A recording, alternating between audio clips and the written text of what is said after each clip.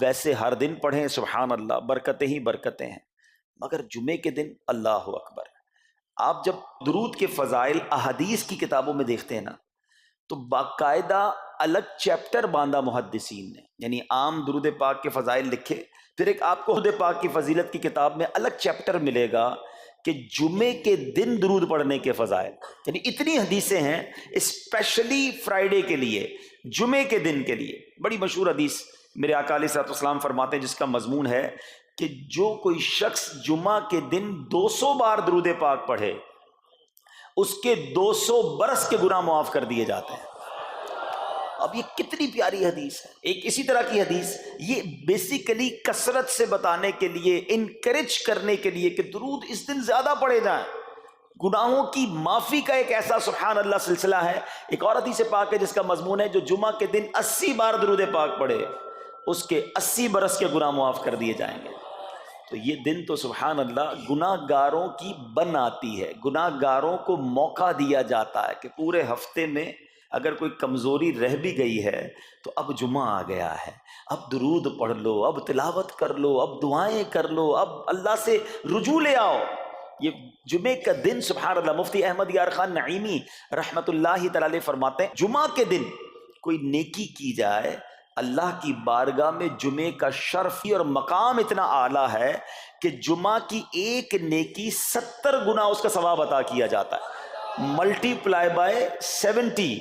سوچئے، اب سمجھدار لوگ بیٹھے ہیں، کاروباری لوگ بھی بیٹھے ہوں گے، ہمارے یہاں نارملی سپر اسٹور پہ یا کسی جگہ پر مارکیٹس وغیرہ میں اسکیم لگتی ہیں، 25% discount, 50% discount, buy one get one free, ایک خریدو دوسرا فری۔ لوگ گرمیوں کی چیزیں سردیوں میں خرید لیتے ہیں، ارے بھائی ابھی تو گرمیاں، ابھی سے جیکٹ خرید لی ہے یار، سستا مل رہا تھا، ایک پہ ایک فری مل رہا تھا، سردیوں میں کام تو آئے گا نا، چلو لے لو بھائی۔ سردیوں میں گرمیوں کی چیزیں خرید رہے ہوتے ہیں، کیوں؟ سستا۔ ہم دنیا کے نفع کے لیے، دنیا کے بینیفٹ کے لیے ٹریول بھی کرتے ہیں، جا کر خرچ بھی کرتے ہیں۔ مجھے اچھی طرح یاد ہے، افریقہ کے غالباً ایک ملک میں تھا، تو بارڈرز ملے ہوئے ہوتے ہیں، ہم بارڈر ہم نے کراس کیا، ایک ملک کا جیسی بارڈر کراس کیا، بارڈر کراس کرتے ہی ایک بہت بڑا ویرانہ تھا لیکن بہت بڑا شاپنگ مال بنا ہوا اور گاڑیوں کی قطاریں۔ تو میں نے اسلامی بھائی سے پوچھا، یار اس ویرانے میں اتنا بڑا شاپنگ مال اور اتنی گاڑیاں؟ تو انہوں نے وجہ پتہ کیا بتائی؟ کہتے ہیں جس ملک کے بارڈر کے ساتھ یہ سٹور ہے نا، اس ملک میں ٹیکس ہے، یہ ملک ٹیکس فری ہے۔ اچھا، اس ملک نے اپنے بزنس کو چلانے کے لیے اپنے ملک کے اندر مال بنے ہوں گے، ایک اسپیشل مال یہاں بنا دیا تاکہ اس ملک والے سفر کر کے آئیں اور پورے مہینے کا سامان اس سٹور سے لے کے واپس چلے جائیں، صرف ٹیکس بچانے کے لیے ایک ایک مہینے کا سامان۔ اچھا، گاڑیوں کی لائنیں۔ اب بتاؤ یار، ہم دنیا کمانے کے لیے، سفر کرنے کے لیے تیار ہیں، نفع کمانے کے لیے، وقت دینے کے لیے تیار ہیں۔ ہر جمعے اسکیم اناؤنس ہے، ایک نیکی کرو 70 گنا ثواب کماؤ گے۔ بتاؤ کیا ذہن ہونا چاہیے کہ یار بس جمعے کا دن تو قرآن پڑھوں گا، درود پڑھوں گا، صدقہ کروں گا۔ سبحان اللہ، ڈھونڈ ڈھونڈ کے ہمارے صحابہ علیہم رضوان ڈھونڈ ڈھونڈ کے نیک اعمال کرتے تھے کہ یہ بھی عمل کر لوں، یہ بھی کر لوں، اور جمعے کے دن اسپیشلی۔ تو اللہ کرے ذہن میں یہ بات بیٹھ جائے کہ میں نے جمعے کو زیادہ نیکیاں کرنی ہیں۔ اچھا، اب اس میں ایک اور مشورہ دیتا ہوں۔ مثال کے طور پہ آپ نے ذہن بنایا ہے کہ یار پیر والے دن جو ہے نا، میں نے کسی مریض کی عیادت، رشتہ دار ہے وہاں جانا ہے، یا میں نے جناب سیٹرڈے یا سنڈے کوئی صدقہ خیرات کرنا ہے، کسی کی ہیلپ کرنی ہے۔ آپ نے کوئی نیکی پلان کی ہوئی ہے ہفتہ اتوار پیر منگل میں، تو کوشش کر کے اس کو جلدی کریں اور فرائیڈے میں کر لیں۔ ایک پوائنٹ آپ نے دیکھا، میں نے یہ نہیں کہا کہ اس کو اگلے جمعے کریں، ہاں ڈیلے نہ کریں، تھوڑا جلدی کر کے اس جمعے کو کریں تاکہ 70 گنا جو ہے وہ اس میں ثواب کما لوں، برکتیں حاصل کر لوں۔ تو اللہ کرے کہ میں اور آپ نیکیوں کے حریص بن جائیں۔ نیکیوں کی جو لالچ ہے نا، لالچ میں یہ بھی کر لوں، میں یہ بھی کر لوں، میں سجدہ بھی کروں، میں تلاوت بھی کروں، میں صدقہ بھی دوں، یہ تو نصیب والوں کو ملتا ہے۔ اور صحابہ کرام میں ہمیں نظر آتا تھا، پیچھے نہیں ہٹتے تھے صحابہ، ہمیں اعلان کیا جا رہا ہے کہ یہ موقع ہے، یہ نیکی ہے، اور پھر بھی کوئی نظر نہیں آتا۔ اللہ کرے کہ یہ جذبہ، کیونکہ یاد رکھو جس طرح کاروباری لوگ کہتے ہیں نا سیزن ہے نیکیاں کر لو، بالکل اسی طرح جب تک میری اور آپ کی سانسیں باقی ہیں نا، نیکیوں کا سیزن جاری ہے۔ جتنی نیکیاں کمانی ہے کما لو، یہ مائنڈ سیٹ بنا لو کہ یار پتہ نہیں کب مر جاؤں، اور نیکی اور نیکی۔ جس طرح پیسے کمانے کا ذہن ہوتا ہے نا، اللہ کرے اس سے زیادہ میرا اور آپ کا نیکیاں کمانے کا ذہن ہو جائے، یار تھوڑی اور نیکی کما لو، تھوڑی اور. مثال کے طور پہ آپ کہیں جا رہے ہیں، کسی نے کہا ذرا بیٹھیے 10 منٹ بعد وہ بھائی آئیں گے. اب ہم 10 منٹ کس طرح گزارتے ہیں؟ موبائل نکالا اور جناب دیکھنا شروع. 10 منٹ کیا 15 منٹ بھی گزر جائیں پتہ نہیں چلے گا. لیکن یہ 15 منٹ میں کیا ملا آپ کو؟ شاید گناہ ہی ملے ہوں گے، کیونکہ ہمارے موبائل میں تو بہت ساری چیزیں ایسی ہیں یا تو حرام دکھا دیتی ہیں یا حرام سنا دیتی ہیں. لیکن اگر نیکیوں کا ذہن ہو تو بندہ سوچے یار 10 منٹ میں تو میں سورہ یاسین پڑھ سکتا ہوں، 10 قرآن کا ثواب ہے. موبائل میں قرآن پاک ڈاؤن لوڈ ہو، قرآن شریف نکالا اور یاسین شریف پڑھ لی، ویٹنگ ایریا کے اندر 10 قرآن کا ثواب کما لیا. اگر یہ مائنڈ سیٹ ہو بندہ کہ یار اتنی دیر میں تو 100 بار درود پاک پڑھ لوں گا. اور آقا علیہ الصلوۃ والسلام فرماتے ہیں جو 100 بار درود پاک پڑھے اس کی دونوں آنکھوں کے درمیان لکھ دیا جاتا ہے کہ یہ بندہ دوزخ کی آگ اور نفاق سے بری ہے. 5 منٹ 10 منٹ میں اتنی نیکیاں کما سکتا ہوں. لیکن مائنڈ سیٹ ہی نہیں ہے، گھنٹوں ضائع کر دیں گے، نیکی کمانے کا ذہن نہیں بنتا. اگر یہی 10-15 منٹ میں مجھے پیسے ملنے ہوتے تو بتاؤ ہم کیا کرتے. اللہ کرے دل میں اتر جائے میری بات. تو بہرحال جمعہ کا دن یہ بہت کمال کا دن ہے. ہر جمعے کے دن آپ کو اونٹ صدقہ کرنے کا ثواب مل سکتا ہے. ایک اونٹ کتنے کا آتا ہے؟ 1.5-2 لاکھ روپے کا تو ہوتا ہے. 2 لاکھ روپے ہر جمعے کو صدقہ کرو، مہینے کے ہو گئے 8 لاکھ روپے. بندہ بولے غریب آدمی 8 لاکھ ہر مہینے؟ جی جناب، ہر مہینے 8 لاکھ کم و بیش آپ صدقہ کرنے کا ثواب کما سکتے ہیں. کیسے؟ کتنا آسان.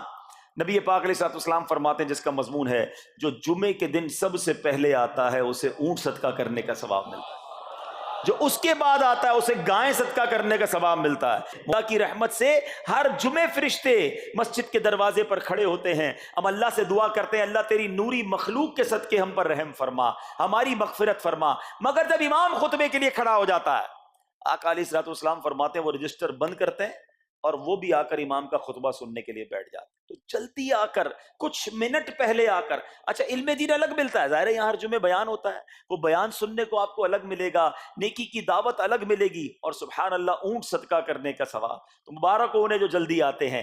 تو بہرحال اب میں چاہتا ہوں کہ جب بات جمعے پر ہی ہو رہی ہے تو ایک میں نے اور آپ کو پیغام دینا تھا.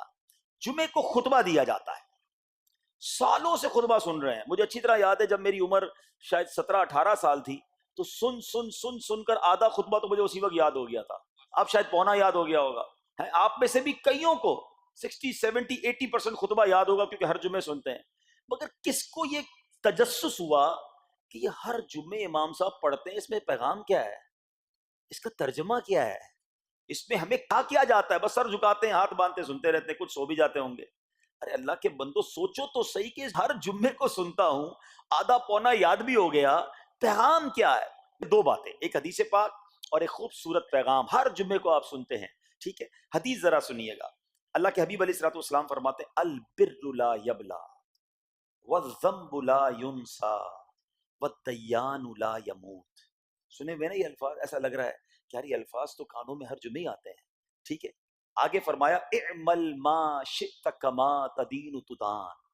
یہ ایک حدیث ہے، ٹھیک ہے. اس کے بعد قرآن کی ایک آیت تلاوت ہوتی ہے فَمَن يَعْمَلْ مِثْقَالَ ذَرَّةٍ خَيْرًا يَرَهُ وَمَن يَعْمَلْ مِثْقَالَ ذَرَّةٍ شَرًّا يَرَهُ.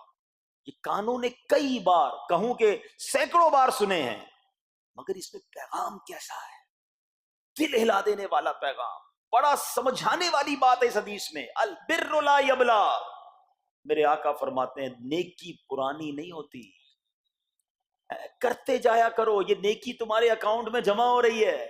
میں اور آپ بھول جائیں گے، میرا رب نہیں بھولتا.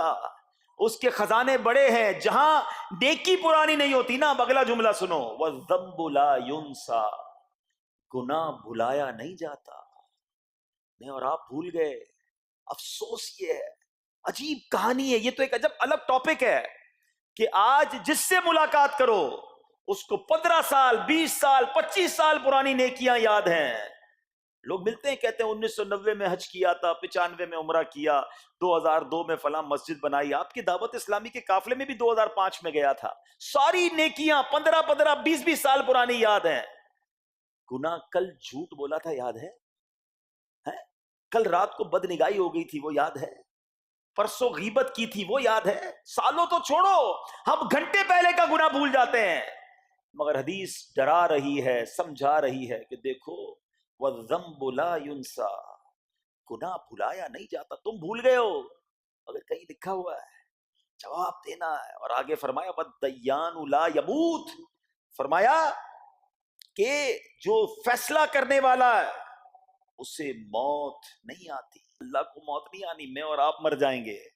जिसने डिसीजन लेना है, जिसने फैसला करना है, उसे मौत नहीं आनी।